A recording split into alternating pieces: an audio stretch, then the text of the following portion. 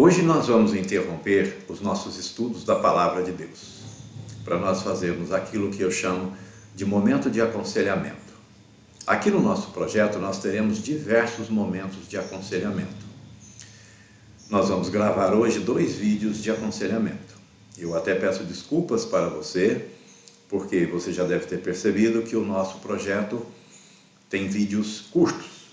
E este vídeo provavelmente vai ficar um pouco mais longo. Mas é um aconselhamento muito interessante e eu tenho certeza que vai ser muito útil na aplicação da sua vida aí na sua família. O aconselhamento de hoje tem como base o seguinte texto. Somos casados há 40 anos. Meu marido é muito ansioso, impaciente e muitas vezes truculento. Explode por qualquer coisa e tem uma língua que é igual a uma flecha para ferir. Por outro lado, eu tenho muita dificuldade de diálogo. Quando ele se irrita e me agride com algumas expressões verbais, eu me tranco. Não consigo conversar e muitas vezes fico calada por uma semana. Ele até tenta conversar comigo, mas eu não converso e acabo respondendo mal, ficando de pirraça, de rixa. Gostaria de uma orientação com base na Bíblia. Interessante, né? Um problema comum que hoje está dentro das residências e a gente precisa encarar e resolver.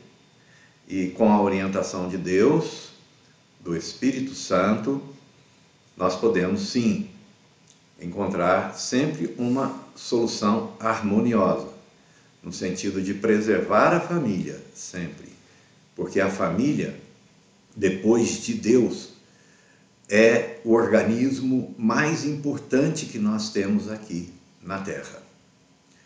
Nós precisamos lutar muito em defesa da nossa família. E hoje, primeiro de tudo, eu quero falar com você, marido.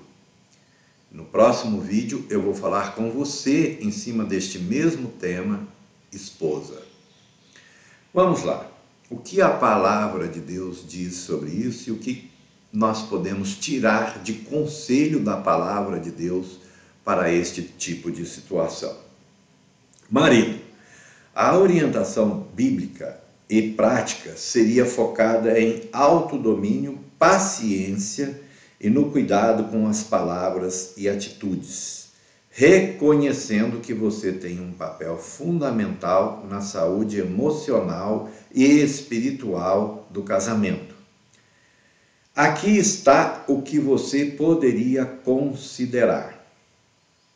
Reconheça a responsabilidade como líder do seu lar. Deus deu ao marido o papel de liderar o lar com amor e cuidado, assim como Cristo ama a igreja. Isso exige paciência, empatia e disposição para sacrificar impulsos de raiva ou frustração em favor da paz no relacionamento. Interessante, né? Vamos discutir alguns pontos aqui muito importantes. Cuidado com as palavras e atitudes. Focar no seu autodomínio. Ter mais paciência. Deixa eu fazer uma pergunta para você, marido. Eu sou casado há muitos anos e sei das dificuldades de um relacionamento. Dizem que para cada 10 casais, 9 brigam. E um é mentiroso ao dizer que não briga. Então, a gente precisa entender que isto é um problema comum. Mas a gente tem como lutar contra. Deixa eu fazer um ponto importante para você, marido. Olha para dentro do seu lar. Da forma em que você trata a sua esposa. Você trata o seu patrão? O gerente do banco, você trata assim também? O prefeito da cidade, quando você se encontra com ele, você trata ele assim? Sabe por que eu estou colocando dessa forma? Porque a gente tem uma facilidade muito grande em agredir as pessoas que estão mais próximas da gente. e que deveria ser o contrário. Nós deveríamos tratá-las muito melhor do que tratamos os estranhos. Isso não é um problema só seu, isso é um problema meu também, tá? Vamos deixar isso bem claro para você. Então, eu acho que se nós formos para o espelho e olharmos para o espelho e fazermos uma pergunta, por que é? Mas precisa ter humildade, que eu trato a minha esposa assim? Por que é que eu trato a minha filha assim? Por que é que eu trato o meu filho assim? E lá fora eu não trato o meu chefe assim. Não tem uma pitadinha de covardia nisso, não? Pense nisso, tá bom? É só para levar à reflexão, tá? Vamos dar uma olhadinha aqui o que diz a palavra de Deus em Efésios 5:25. Maridos, ame cada um a sua esposa, assim como Cristo amou a igreja e deu a sua vida por ela. Você daria a vida pela sua esposa? Assim como Cristo deu para nós a vida dele? Será que eu daria a minha vida pela minha esposa? É uma pergunta que nós temos que nos fazer o tempo todo. A palavra está dizendo aqui que nós temos que amar as nossas esposas, assim como Cristo amou a igreja. Vamos fazendo a nossa reflexão. Na prática, lembre-se de que suas palavras e atitudes têm grande impacto sobre sua esposa. Escolha sempre falar com gentileza e amor, mesmo em momentos difíceis. Já reparou? A nossa palavra é tão impactante quando nós soltamos aquela flecha para ferir, que se você vem vindo de um processo de 30 dias tratando bem, basta uma flechada para todo aquele processo de luta sua por 30 dias ir por água abaixo. É o impacto, é a força do mal sobre o seu relacionamento. Hoje em dia, nós que somos famílias, que somos pais, que somos mães, que somos filhos, nós precisamos estar muito atentos com a luta que nós temos no dia a dia para preservar a nossa família. Porque o diabo, ele tem atuado nas famílias de uma maneira especial quando as famílias deixam. Porque a família que tem Jesus, vive Jesus, ora o tempo todo e que busca sim a conciliação, ela não fica exposta. Mas o diabo já sabe que se ele destruir a sua família, a minha família, o resto fica fácil de destruir. Porque fica fácil de destruir você sozinho, sua esposa sozinho, seus filhos na rua da amargura, procurando alguém que faça o nosso papel, não é? Então nós precisamos estar muito atentos, fazer muita reflexão sobre isso, né? Nós precisamos controlar a nossa palavra e a nossa raiva. Palavras ditas em momentos de explosão podem causar feridas profundas. A Bíblia exorta os homens a serem rápidos no ouvir. Nós temos dificuldade de ouvir. A mulher tem mais facilidade de ouvir. Nós queremos falar mais. E nós falamos tanto que usamos a nossa língua como flecha. E depois a gente fica lá no nosso cantinho se fazendo de vítima. Não é assim? Ah, vou lá conversar com meu amigo e falo, não tem jeito, eu vou me separar. Minha mulher faz uma semana que não olha para mim. Mas você não conta para o seu marido, ou para o seu amigo, para o seu colega, para o seu convívio social, nem eu conto o que nós falamos. Né? Por quê? Porque a gente está num momento que quer se fazer de vítima para poder usar aquilo como base para a nossa separação, como se a família que não fosse boa e eu sou o melhor, então eu preciso sair de casa. Precisamos tomar cuidado com isso, né? Olha que passagem interessante em Provérbios 17:27. Quem controla as suas palavras é sábio, e quem mantém a calma mostra que é inteligente. Outra passagem, Efésios 4:31. Fiquem livres de toda amargura, raiva e ódio. Nada de gritaria, insultos e maldades. Eu, pelas minhas andanças pelo Brasil afora, já frequentei algumas residências. E teve casa que eu tinha certeza que não podia ficar ali mais do que 1 hora, porque o caldo fervia. E o linguajar era de baixo nível mesmo. Tanto de pai para mãe, quanto de pai para filho, de filho para mãe. Eu ficava até um pouco assustado com aquele linguajar. Vem cá, deixa eu fazer uma pergunta para você, marido. Você é cristão? Que tipo de palavras que saem da sua boca? Já parou de frente para o espelho para perguntar para o espelho se Jesus estivessem aqui falando no meu lugar, ele falaria isto? Provavelmente não, né? Nós temos que fazer essas perguntas. Bom, antes de reagir impulsivamente, respire fundo e ore em silêncio. Peça a Deus autocontrole. Use a regra dos 10 segundos. Já ouviu falar? 1, 2, 3. Não conta assim não, porque assim você vai contar rápido, não vai dar tempo de esfriar a cabeça. Conta ao contrário. 10, 9, 8. Você vai se perder, vai ter mais dificuldade, vai ter que prestar mais atenção na contagem e aí vai dar para esfriar a cabeça.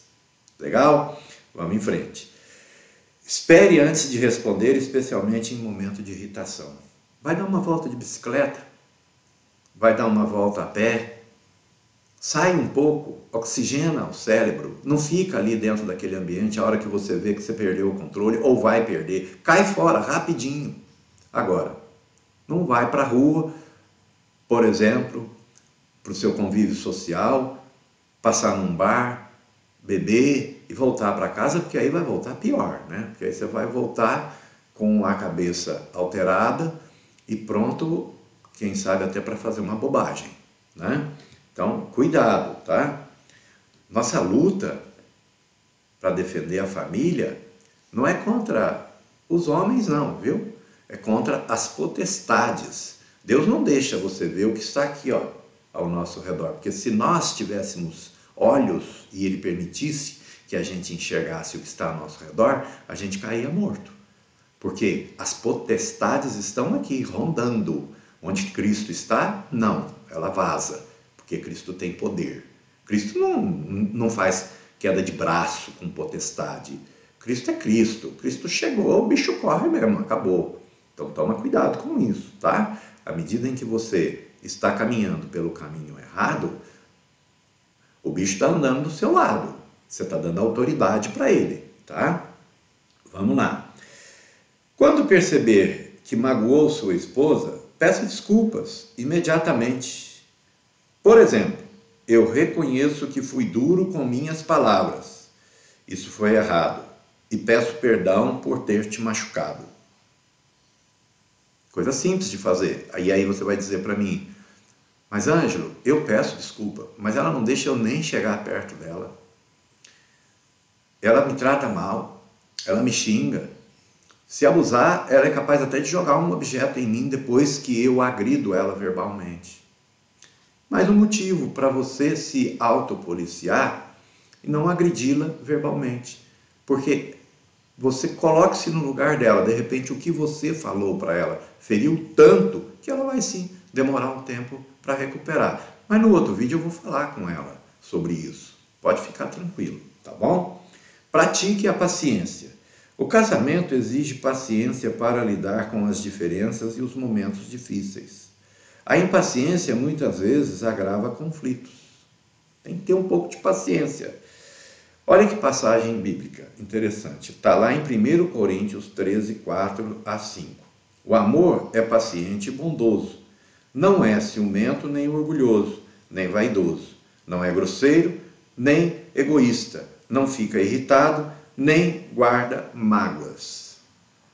Cultive momentos de silêncio e reflexão antes de agir ou falar. Nossa língua é pequenininha, hein? Mas ela é perigosa, mais perigosa do que o nosso corpo inteiro. Fere com muita mais capacidade. Ao se sentir ansioso, busque alternativas saudáveis, como exercícios, meditação na palavra de Deus, ou uma caminhada. Tem muita gente por aí que está ansioso porque quer trocar o carro, porque quer trocar a bicicleta, porque quer trocar de casa. Eu ainda não assisti nenhum enterro com transportadora. Se vocês já assistiram, fala para mim. Daquele grande homem rico indo na frente e atrás uma transportadora levando tudo que ele conquistou aqui nessa terra. Não tem, gente. Ele vai embora como um ser comum. Esse endereço aqui é passageiro. Você daqui a pouco vai mudar de endereço. E a escolha para qual endereço que você vai depois da morte é você que faz. Se você quer ir para o endereço do reino ou para o outro endereço. E este sim é o endereço de você levar muitas riquezas, mas não materiais. Se você está ansioso pelas coisas materiais, mude isto. Se você está ansioso porque o seu celular está tocando, a mensagem está entrando e a sua esposa não pode ver porque é uma coisa errada que você está fazendo, mude isto. Você está errado. Esta ansiedade vai te consumir, vai te matar e vai acabar com a tua família. Porque essa é uma ansiedade terrível. Tem efeitos muito prejudiciais para a sua saúde e para a sua família. Cuidado com o tipo de ansiedade que você está tendo. Cuide da sua ansiedade. Não deixe de cuidar da sua ansiedade. Olha a palavra o que diz, Filipenses 4:6. Não fiquem preocupados com nada, mas em todas as orações peçam a Deus o que vocês precisam e orem sempre com um coração agradecido. Mas não adianta você fazer essa oração se a sua ansiedade é em função de um pecado. Deus não vai agir no seu pecado. O seu pecado separa você de Deus. Se a sua ansiedade é por conta de uma ressaca moral que você está tendo hoje, porque ontem você bebeu tanto, mas tanto, que você fez tanta besteira e agora você está em casa ansioso com a volta da sua esposa, dos seus filhos que saíram e foram dormir na casa da mãe porque não tinham condição de ficar dentro daquela casa com você. É lógico que você está ansioso para a volta da sua família. Você está com uma ressaca moral tremendo. Como é que você para com essa ressaca moral? Para de beber. Cria juízo. O que tem mais valor? A bebida ou a sua família? Coloca isso na balança. Olha para os seus lados. Veja quantas pessoas perderam famílias e que hoje estão na rua, na sarjeta, bebendo cada vez mais, porque além da bebida, agora entrou a frustração de ter perdido uma família. Cria juízo. Identifique todos esses gatilhos de sua ansiedade e trabalhe para enfrentá-los, colocar um ponto final. Invista no seu relacionamento com a sua esposa, com a sua família. Deus deseja que o casamento seja um reflexo de seu amor por nós. É importante demonstrar carinho, atenção e respeito à sua esposa. Passagem bíblica lá em Efésios 5:28. Assim os maridos devem amar as suas esposas como amam o seu próprio corpo. O homem que ama a sua esposa ama a si mesmo. Olha como Deus vai fundo no relacionamento. Pergunte à sua esposa como pode ajudar ou apoiar em situações difíceis. Surpreenda-a. Você ainda é daqueles machões que não ajuda em casa? Não é capaz de pegar um rodo e passar um rodo em casa, uma vassoura, ou ir para a cozinha e lavar todo o talher do almoço ou do jantar. Faça isso se você nunca fez, que ela vai pôr a mão na boca e falar, nossa, Jesus está agindo nesse homem. Entendeu? São coisas práticas assim, né? Aprenda a operar a máquina de lavar roupa. Quando você chegar em casa do seu trabalho e a sua esposa ainda estiver trabalhando, coloque toda a roupa na máquina, para que a hora que ela chegue, aquela roupa já esteja lavada e quem sabe até esticada no varal, ela vai pôr a mão na boca e falar, nossa, o que Jesus está fazendo na vida desse homem? Pequenos atos, pequenas atitudes que não vai te custar nada. Permita que Deus transforme seu coração. O Espírito Santo pode ajudar a moldar seu caráter e trazer os frutos que fortalecem o casamento. Amor, alegria, paciência, bondade, fidelidade, mansidão e domínio próprio. Olha essa passagem de 2 Coríntios. Portanto, se alguém está unido com Cristo, é uma nova pessoa. Acabou-se o que era velho, e o que é novo já veio. Eu vou repetir. Portanto, se alguém está unido com Cristo, é uma nova pessoa. É sim uma nova pessoa. Mas não se esqueça nunca, ter um momento seu de entrega, de crença em Jesus como seu único Salvador. Com certeza, ninguém mais vai tirar a sua salvação. Mas existe uma abundância muito grande nos seus próximos anos de vida se você caminhar com Jesus aqui na terra. Isto não está relacionado à sua salvação. A sua salvação, Jesus foi esticado naquela cruz e quando você diz, Senhor, Senhor, eu aceito o Senhor como meu único Salvador, ninguém mais tira isso de você.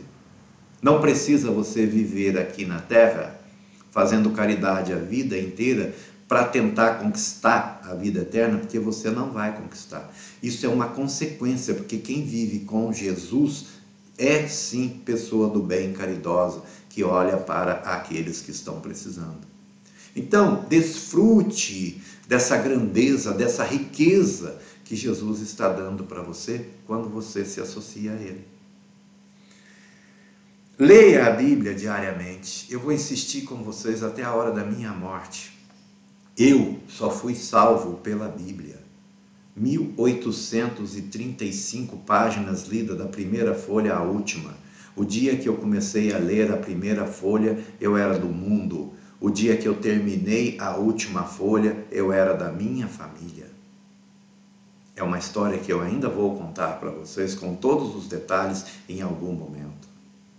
Para vocês verem a grandeza de Jesus Cristo na salvação de uma família, quando você diz para ele, Jesus, eu quero, eu vou lutar. Ele vem e te fortalece.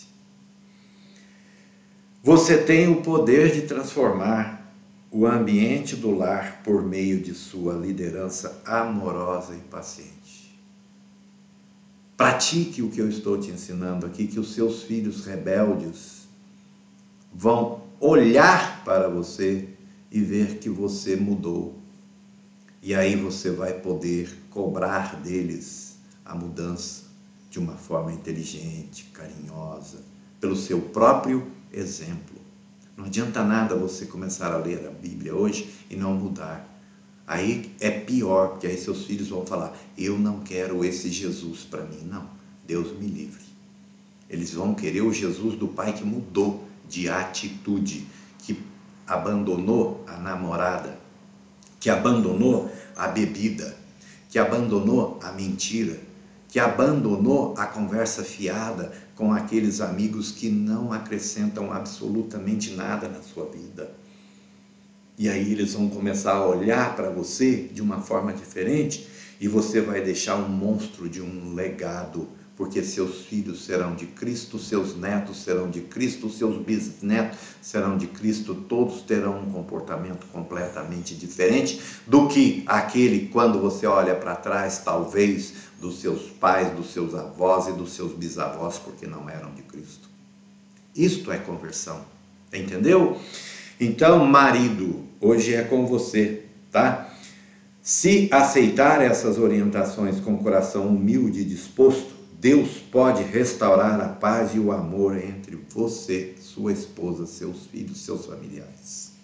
A minha oração é que o Espírito Santo de Deus toque em você e que você se renda, caia de joelhos e comece uma vida nova a partir de hoje, em nome de Jesus. Amém. Até o próximo vídeo. Agora é para você, esposa. Um abraço.